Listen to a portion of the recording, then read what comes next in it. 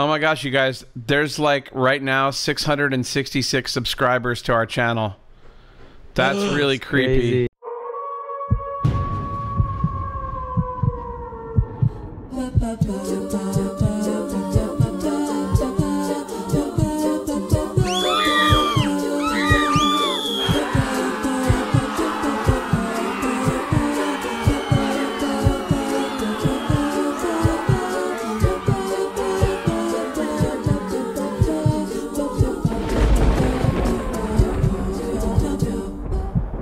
What's poppin', my people of the oil? It's I, the Ghost of Reed, here to welcome you to Campus Update's Halloween Spooktacular. This show has nothing important to tell you other than how to make the most out of this weekend's spooky goodness. First up, let's take a little trip up to the Bay Area with Lily as she tells us the spooky story of the Winchester Mystery House. The legend of the Winchester Mansion begins with the two deaths of Sarah Winchester's husband and daughter. The grief of these two deaths were almost unbearable for Sarah, who had reached out to spiritualists and mediums to help her understand why they had died. One visit in particular changed her life, when she was told her family was being haunted by the spirits of those killed by the Winchester rifles, and that her family members' deaths were retribution. The medium advised Sarah to move west and build a house and never stop building in order to lift the curse. The spirits would guide Sarah on what to build, and if she continued building, she could live forever. But if she stopped, the spirits would haunt Sarah until she died. Sarah followed the medium's advice and moved west to San Jose, where she began building the Winchester Mansion. An estimated 500 to 600 rooms were built, though due to constant remodeling, only 161 rooms remain. What makes this mansion so famous is the peculiar way in which it was constructed. Sarah built the house with narrow twists, turns, and dead ends in order to confuse the ghosts that were haunting her. The construction of the Winchester Mansion lasted 38 years up until Sarah's death in 1922, though the Winchester Mystery House remains a popular tourist attraction. Next time you're going to be in San Jose, go see it. Just remember to book it ahead of time. But what about this weekend? What are we going to be doing? Even with social distancing, there still will be plenty of fun things to do. Here's Daniel to show us how to Google. Hey Oilers, Halloween is moments away and some people are confused on how it's going to work while we are on COVID. When it comes to the events, most of them are getting cancelled because of the gathering of people, which is unsafe for everyone. That's sad news when it comes to Halloween, but there are multiple online events and drive-thru festivals that will be going on this month. All you have to do is go to Google, click on that search bar and type in Halloween events near me.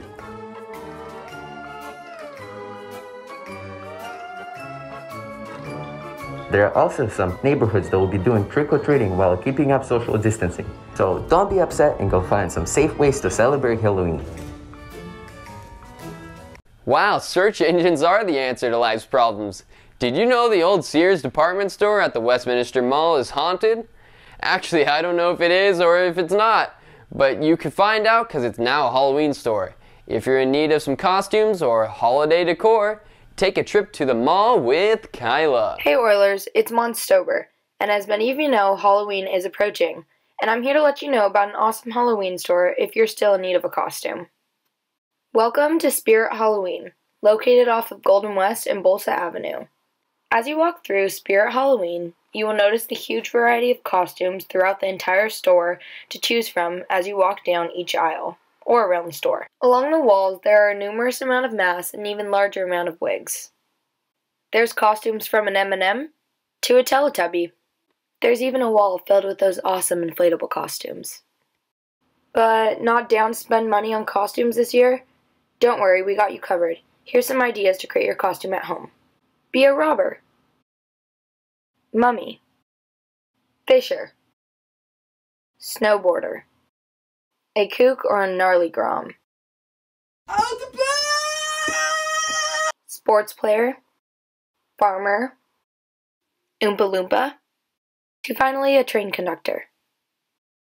Halloween is coming up quick, so figure out that costume.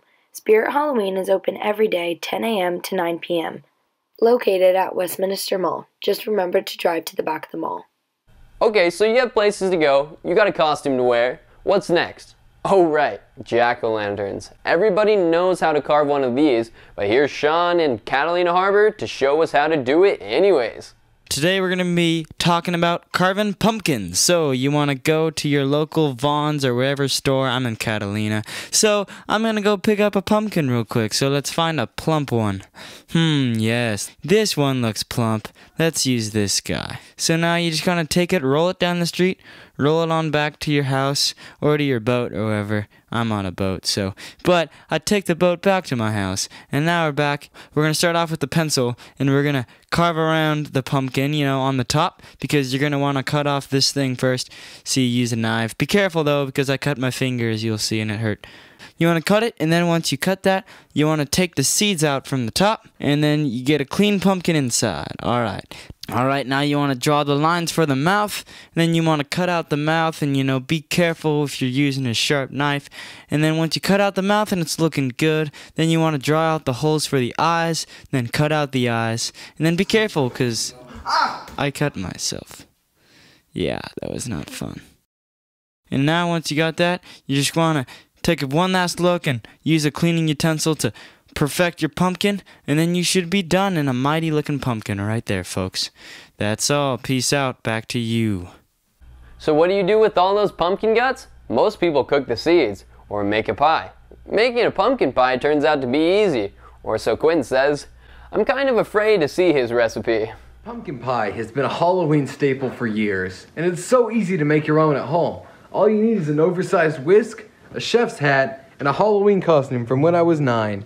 So first I want to start off with the basics, dry ingredients. First we're going to have sugar, just a little bit of sugar. Cinnamon. Cayenne. Time for time. This isn't even opened. Yeah, screw it. Then allspice. All of the spices, it's all of these mixed into one. And you put it in. Allspice. Spicy. Next we have 1 egg with shell. Just pop that in there. Good to go. When making a pumpkin pie, it's all about the actual pumpkin flavor. So I thought of the most pumpkin-y thing that I know. I picked a pumpkin spice bagel to go into the mix. If you really want to be a pioneer, add a pumpkin donut to your mix. It's really coming together now. And of course, you're gonna need some pumpkin spice coffee.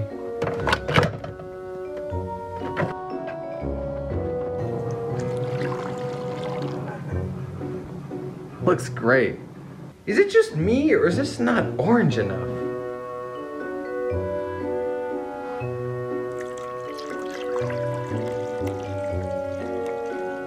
Now I know what you might be thinking. You forgot the paprika. No, I didn't. Right here. You still think it's not orange enough? Apricots. Time to make this thing a pie. You're gonna want to fold your ingredients into your pie crust to get that ultimate creamy, smooth taste that a pumpkin pie has. It's ready to bake. A lot of people like to use an oven for baking. I personally prefer a microwave. Just be careful with your time. Anything over 6 hours, too much. Just there though, 6 hours, nothing more, nothing less, spot on.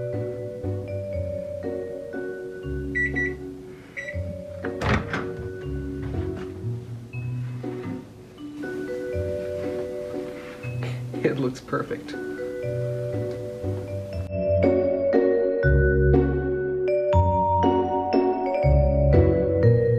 Wow, I never knew there were bagels in pie. It was delicious though.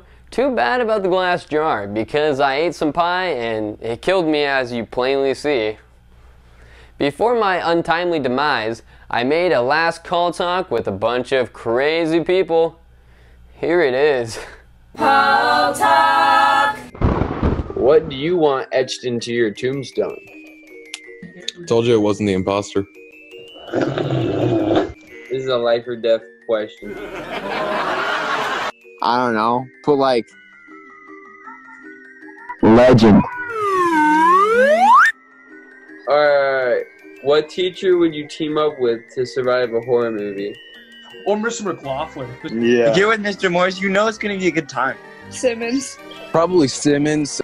Probably say Simmons. He seems down to earth. He seems like he knows what he's doing. Oh man, I hate horror movies. I think if I had to survive one, I'd be the first to die. I can't even run. I can't fight. I can barely stand up out of a chair. Yeah, he didn't get it! Would you rather get bitten by a vampire or zombie? Rather get bitten by Rob Zombie. Alright. What's the deal? What's the plan? I wish women weren't scared to talk to me. Hey, he's getting a little tired. Hey, no yawning here. No yawning here. I think a zombie's the scariest costume. Rob Zombie? You think No, Rob Zombie just a is scary? zombie. Vampire. Why? Because then I could become a vampire and not a stupid zombie. Yeah, but Rob Zombie can't do anything to you. He's a little twig.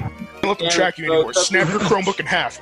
Just take it, They're always just snap it in half. Wait, no!